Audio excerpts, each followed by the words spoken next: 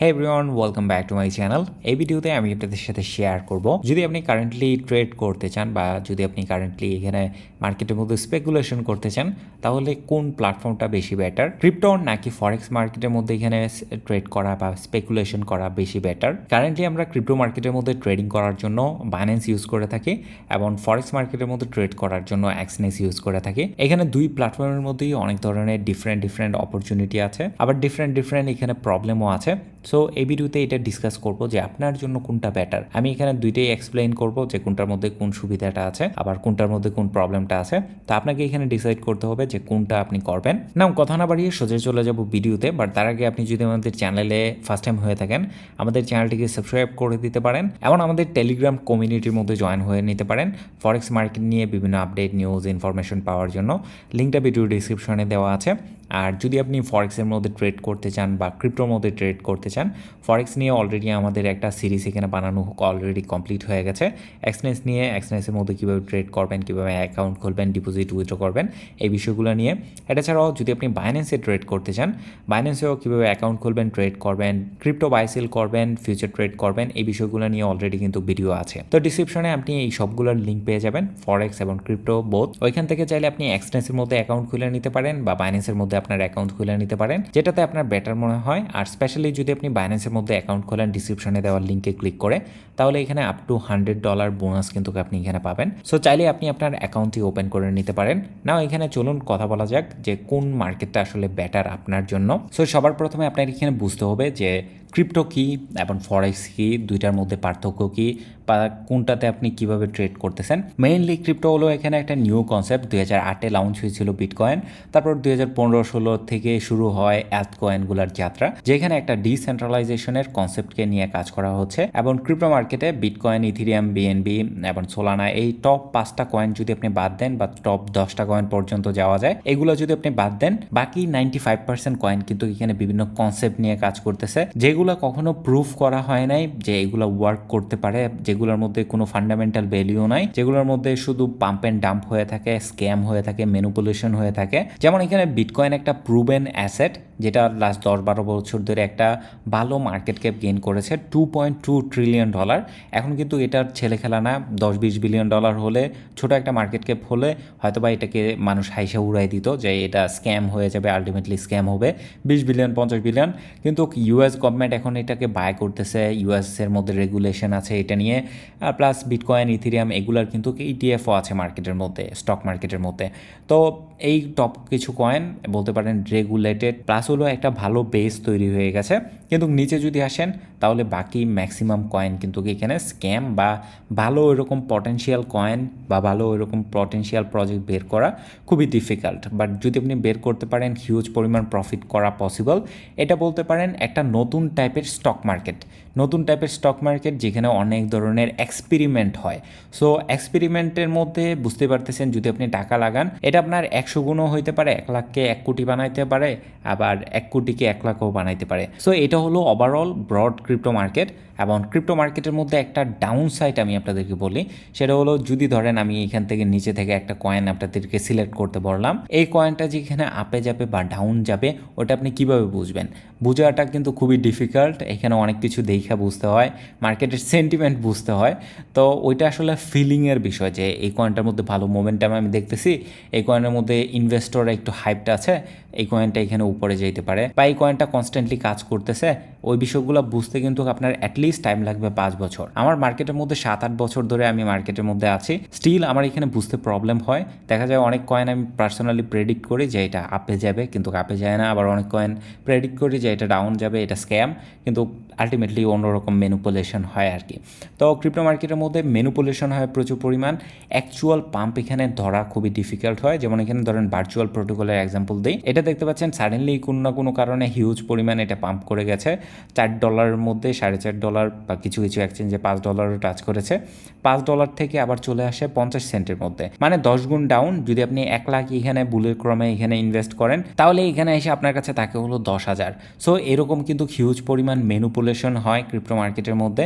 এবং যেহেতু এটা একটা ম্যানিপুলেশন গেম, আপনি এখানে সবার আগে যে ঢুকতে পারবেন, আপনি যে এখানে এসে বাই করতে পারবেন এবং এখানে এসে বাই করে এত পরিমাণ প্রফিট যে করতে পারবেন, ওটার চান্সেস কিন্তু এক্সট্রিমলি লো। যদি আপনি ইনসাইডার হন তখনই এখানে ভালো পরিমাণ প্রফিট করা পসিবল। সো এটা হলো ওভারঅল ক্রিপ্টো মার্কেট। কিন্তু আপনি যদি এখানে ফরেক্সের মধ্যে ট্রেড করতে চান, ফরেক্সের মধ্যেও একটা প্রবলেম আছে। যেমন ধরেন ফরেক্সের মধ্যে আপনি যেই বিভিন্ন স্টকের মধ্যে আপনি ইনভেস্ট করতে পারছেন, বাই করতে পারছেন।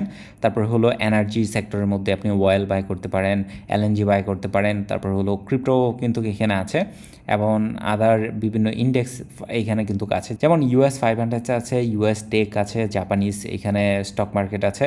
এগুলোর মধ্যে কিন্তু আপনি এখানে লং শর্ট করতে পারবেন। তো এইগুলো কিন্তু অনেক ফ্যাক্টরের কারণে এখানে আপ অ্যান্ড ডাউন হয়ে থাকে। মেইনলি যদি আপনি এখানে এগুলো লং টার্মের জন্য বাই করে রাখতে পারতেন তখন কিন্তু এখানে একটা প্লাস পয়েন্ট ছিল। তো ফরেক্স মার্কেটের মধ্যে ট্রেডটা করা হলো কিছুটা। এখানে যদি আমি ফিউচার ট্রেডিং এর মধ্যে আসি, ফিউচার ট্রেডিং এবং ফরেক্স মার্কেটে ট্রেড করা অলমোস্ট সেম বলতে পারেন। স্টিল এই দুইটার মধ্যে এখানে কিছু ডিফারেন্স আছে, কিন্তু যেহেতু আপনি এখানে ফিউচারে বাই করতেছেন তো ফিউচারে ট্রেড করা কিন্তু খুবই ডিফিকাল্ট। ধরেন ক্রিপ্টোর মধ্যে বা স্টকের মধ্যে আপনার একটা লং টার্ম ভিউ থাকে কোনো একটা বিষয় নিয়ে।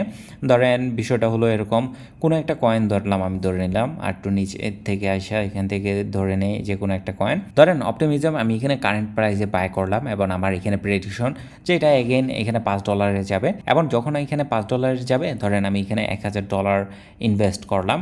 $1000 ইনভেস্ট করে যতগুলা ওপি কয়েন এখানে হয়, দেখতে পাচ্ছেন 2000 ওপি কয়েন আমি এখানে ফরএভার আমার এখানে রাইখা দিলাম ওয়ালেটের মধ্যে। এখন এটা যাইতেও পারে, নাও যাইতে পারে, কিন্তু যখন যাবে তখন কিন্তু এখান থেকে ভালো পরিমাণ প্রফিট হবে। এই বিষয়টা কিন্তু আপনি এখানে এক্সপেন্সিভ করতে পারবেন না। আমি যদি এখানে ধরি ক্রিপ্টো মার্কেটের মধ্যে কিন্তু প্রিভিয়াসলি এরকম অনেক হয়েছে যেখান থেকে মার্কেট 90% ডাউন দিয়েছে এবং আপনি জানেন যে এটা উঠবে বা এটা এখান থেকে বাউন্স ব্যাক করবে, কিন্তু স্টিল কিন্তু আপনার এটার হোল্ড করার ক্যাপাসিটি নাই। যেমন এখানে দেখতে পাচ্ছেন সোলানা এখানে $250 টাচ করেছে, $250 থেকে তারপরে এখানে $10 এসেছে। আপনি চিন্তা করতে পারতেছেন কি পরিমাণ ডাউন। কিন্তু যারা এখানে সেল করে নাই তারা দেখতে পাচ্ছেন স্টিল এইখানে কিন্তু প্রফিটে আছে বা স্টিল কিন্তু এটা $250 এগেন টাচ করেছে। সো এরকম লং টার্ম ইনভেস্টমেন্ট যদি আপনি করেন তাহলে একটা মেন্টাল পিসনেস থাকে যে আপাতত ডাউন যাচ্ছে, কিন্তু যেহেতু প্রজেক্টটা বা এই কোম্পানিটা এখানে একটা ভালো কাজ করতেছে, এটা এখানে উঠবে, আপনি শিওর যখন উঠবে তখন আরও নতুন অল টাইম হাই বানাবে, তখন আরও বেশি পরিমাণ প্রফিট দিবে। তো এরকমভাবে কিন্তু আপনি এটাকে লং টার্মে হোল্ড করতে পারবেন না।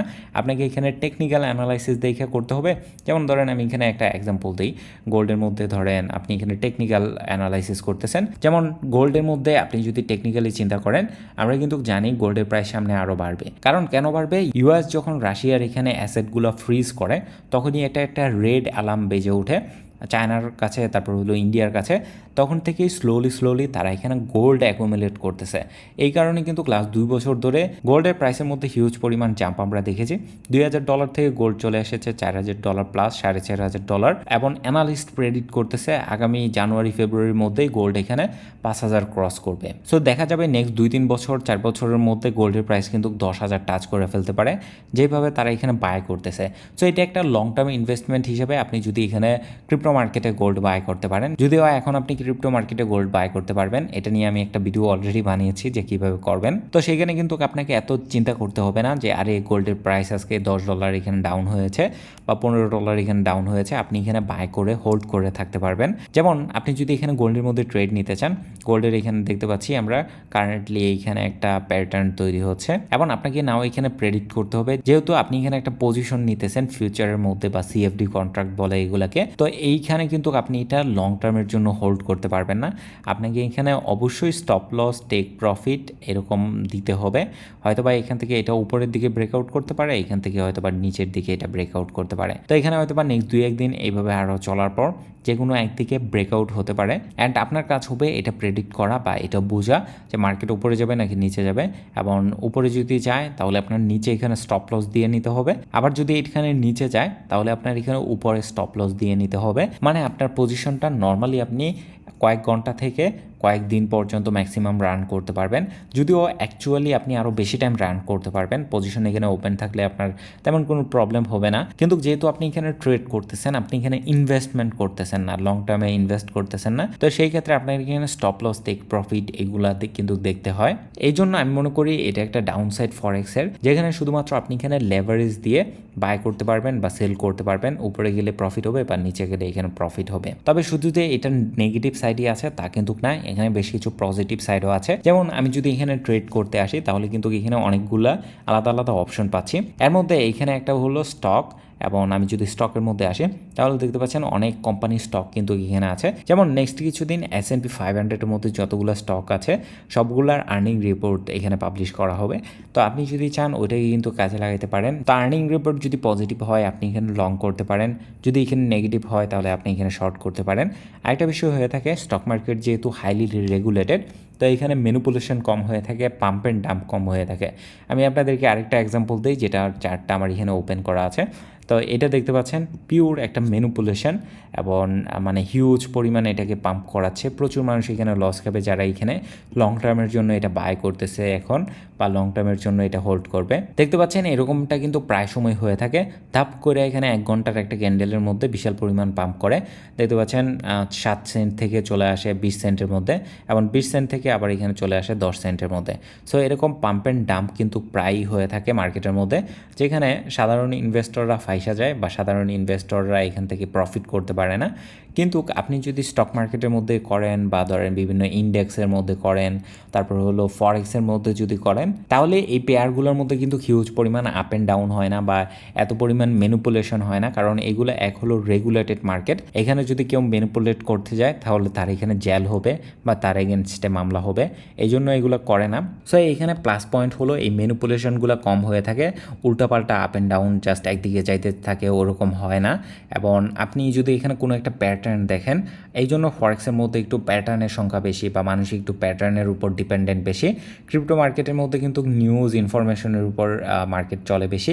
স্পেশালি যদি আপনি কোনো একটা কয়েন বাই করেন, কোনো একটা কয়েনের যদি কোনো নিউজ আসে যে এই কয়েনটা এই কয়েনের সাথে পার্টনারশিপ করেছে, তখন কিন্তু ওই কয়েনটার মধ্যে একটা আপ অ্যান্ড ডাউন হয়ে থাকে, বা তখন কিন্তু ওই কয়েনটার মধ্যে একটা বিশাল গ্রোথ আমরা দেখতে পারি আর কি। তো ফরেক্সের মধ্যে এত হিউজ পরিমাণ পাম্প অ্যান্ড ডাম্প করে না বা ম্যানিপুলেশন হয় না। এই জন্য আপনি যখন কোনো একটা প্যাটার্ন অনুযায়ী এখানে কাজ করেন বা কোনো একটা প্যাটার্ন অনুযায়ী যখন এখানে ট্রেড করেন, তখন এখানে প্রফিট করার পসিবিলিটিটা তুলনামূলকভাবে অনেক পরিমাণ বেশি। আরও বেশ কিছু বিষয় আছে ফরেক্স মার্কেটের, যেমন এখানে সপ্তাহে 2 দিন বন্ধ থাকে, এবং যেহেতু মার্কেট এখানে 2 দিন বন্ধ থাকে, এই জন্য আপনি কিন্তু অ্যাক্টিভলি মার্কেটের মধ্যে কনস্ট্যান্টলি ট্রেড করতেই আছেন ওরকম কিন্তু হবে না, বা আপনি এখানে এত পরিমাণ ওভার ট্রেডিং করবেন না। অন্যান্য জবের মতোই সপ্তাহে 2 দিন আপনি এখানে ভ্যাকেশন কাটাতে পারেন, 2 দিন এখানে আপনি রেস্ট করতে পারেন, নতুনভাবে আপনি আপনার প্ল্যানটাকে সাজাতে পারেন।